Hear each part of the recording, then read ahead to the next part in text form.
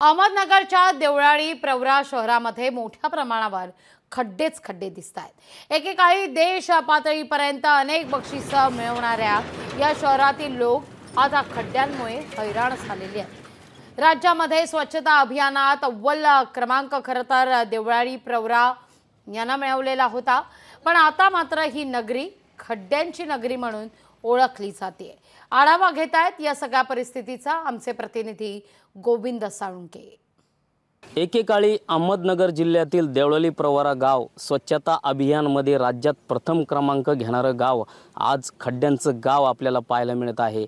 देवळाली प्रवरा शहरामध्ये प्रमुख ठिकाणी, प्रमुख चौकामध्ये आणि शाळा विद्यालय परिसरामध्ये मोठमोठी खड्डी जी आहे ती पडलेली आहे।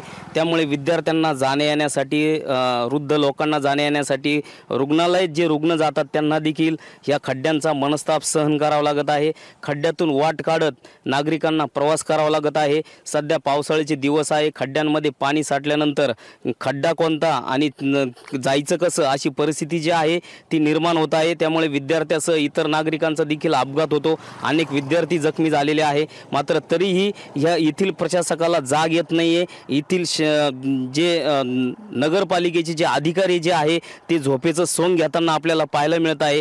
त्यामुळे लवकरात लवकर रस्ता जो आहे तो दुरुस्त व्हावा अशी मागणी जी आहे ती विद्यार्थ्यांसह नागरिकांची आहे। त्यामुळे हा रस्ता कधी होतो की अजून किती लोक जखमी झाल्यानंतर हा रस्ता होणार हे देखील पाहणं महत्त्वाचं असणार आहे। त्यामुळे लवकरात लवकर हा रस्ता व्हावा अशी मागणी जी आहे येथील नागरिकांची आहे। मोठ्या प्रमाणात या ठिकाणी लोकसंख्या आहे देवळाली प्रवरा गावाची, मात्र ह्या ठिकाणी रस्ते होत नसल्याने मोठी अडचण जी आहे ती नागरिकांची झालेली आहे।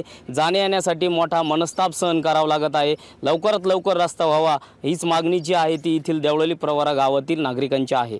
गोविंद साळुंके, लोकशाही मराठी, देवळाली प्रवरा। लोकशाही मराठी, ऐका, पहा, जागरूक रहा।